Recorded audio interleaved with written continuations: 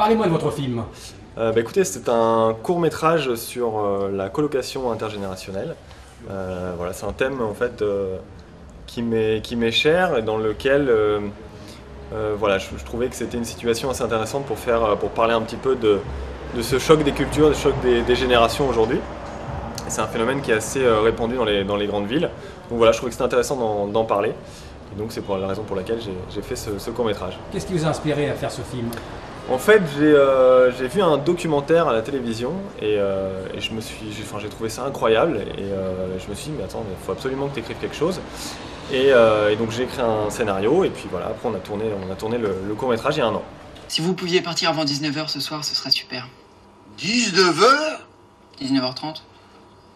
Non, ni 19h, ni 19h30. Ce soir, je reste ici, finalement. Ah, tu fais mal, bordel!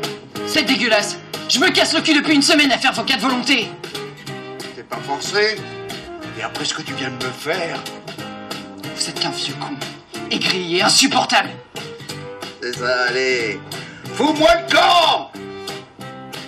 Projet de cinéma après celui-ci? En fait, celui-ci, c'est une sorte de pilote d'un long métrage que j'ai déjà écrit, donc qui sera avec Albert Delpy et qui est en financement pour l'instant et qu'on espère tourner au deuxième semestre de l'année prochaine. Voilà. Le film Michel, que ouais. vous présentez. Voilà, va devenir un long métrage. Un long métrage. Ouais, exactement. Pour voilà. la télévision? Pour le cinéma. Pour le cinéma. Voilà, tout à fait. En fait, on a gardé la même thématique. Le personnage principal reste le même, qui est le personnage de Michel, le petit jeune aussi, Pierre. Et j'ai inclus dans l'histoire du long métrage la figure du fils de Michel. Et voilà, ils sont un petit peu en conflit tous les deux. Et donc Pierre va venir en aide justement à ce conflit père-fils. Il va les aider à se réconcilier tous les deux. Quoi de mieux que d'en présenter l'héroïne et ses photos?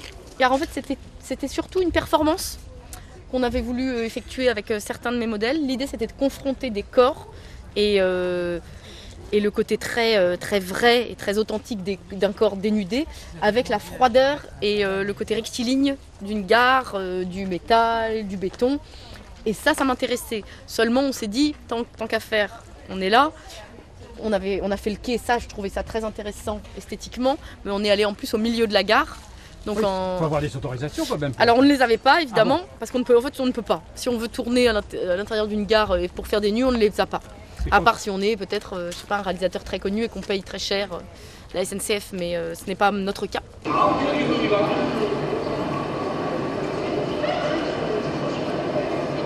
on commence à un petit peu préparer les sacs pour les affaires dedans. Alors le concept de cette nuit. Oui, je sais. Donc de toute façon, le deal est vraiment clair entre mes modèles et moi et il y a une vraie estime réciproque. Il faut vraiment faire de voir tous vos comédiens et comédiennes se déshabiller dans une gare. Alors en plus, c'est une rapidité extraordinaire. C'est vrai que c'est ça en fait ce qui fait que je n'expose pas cette photo, c'est que la performance était très bonne, mais ça a duré. La photo est intéressante, mais vraiment améliorable parce que la séance a duré 1 minute.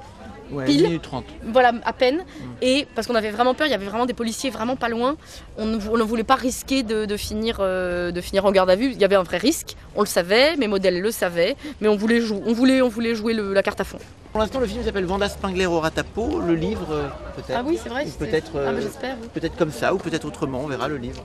Ouais, moi j'aime bien, je m'y suis fait. Ce titre, je le trouve assez accrocheur. Il a un côté Roger Rabbit. Moi j'étais plus pour Vanda au Ratapo, mais pareil, il faut mettre le nom de famille. Donc, oui. Donc voilà. Oui, je suis d'accord que Vanda au Ratapo, il y a un côté plus familier, oui, c'est vrai. Voilà, Spengler au Ratapo, tout de suite on sent on est dans quelque chose d'un peu un documentaire, pas dans un vrai. film. Quoi. Mais cela dit, c'est un documentaire. Mais en tout cas, il est amusant. Voilà, en fait, il est amusant parce qu'elle est amusante. C'est l'Expo Mobile. C'est une exposition photo. C'est une admiration de son talent plus. Je souhaite bonne chance pour votre film. Merci beaucoup. Hassan Hamza, ici présent. Et je vous laisse découvrir. Disons que c'est une histoire de casting. Qu'est-ce que tu aimerais interpréter comme rôle? Plutôt un personnage honnête, sympathique, qui s'exprime bien, quelqu'un d'élégant, un personnage qui ferait du bien au public.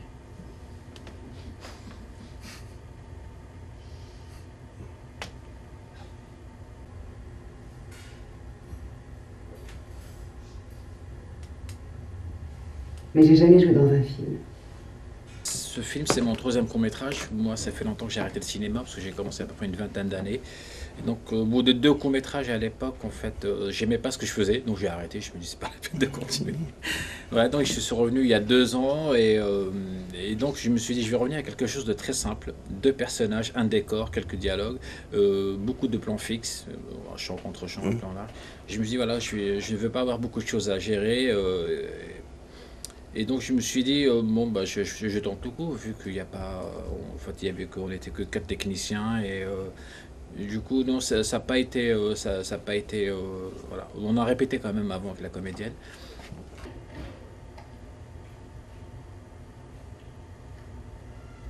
J'ai besoin d'une comédienne pour mon film. Frédéric est une vraie comédienne professionnelle, voilà. Donc elle a fait plein de courts-métrages, plein de pièces de théâtre.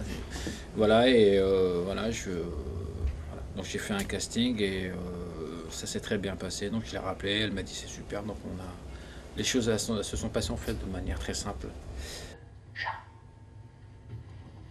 Chacha et chacha, ça va rien dire ça. Non mais c'est simple, c'est que Emma, c'est ton fils. Tu te souviens? Maman, tu te souviens? J'ai été comédien pendant pas mal de temps et j'ai donné des cours à des gens comme ça. J'y connaissais rien, je découvrais ce monde et ça s'est suffisamment bien passé. Et donc à la suite de ça, j'ai eu envie de faire une fiction avec eux, avec des gens que je ne connaissais pas, je ne les connaissais pas, ces comédiens-là. Et ce qui a été très éprouvant aussi, et pour eux et pour toute l'équipe, c'est donc comme on n'avait que 4 jours de tournage, comme on était dans de la folie pure, quoi. Ça va, Emma? Voilà mon copain, alors c'est à lui que je vais passer le chat. Copain, je peux choisir quelqu'un pour le copain? Ils étaient très touchés de jouer avec une comédienne assez connue aussi. Je crois que le talent, et je ne suis pas le seul à le penser, parce que j'ai entendu beaucoup d'auteurs dramatiques et de comédiens dire ça, le talent finit toujours par percer un jour ou l'autre. Il y a vraiment, c'est rare que quelqu'un qui est de très belle qualité, qui a un talent certain, reste méconnu. Tôt ou tard, je crois que ça sort. Même si ça sort tard, comme pour Galabru, comme pour des gens qui finalement ont commencé de Funès a commencé assez tard à être connu. Oh oui, je veux dire que c'est pas conséquent. Il y a un jour ou l'autre, ça sort.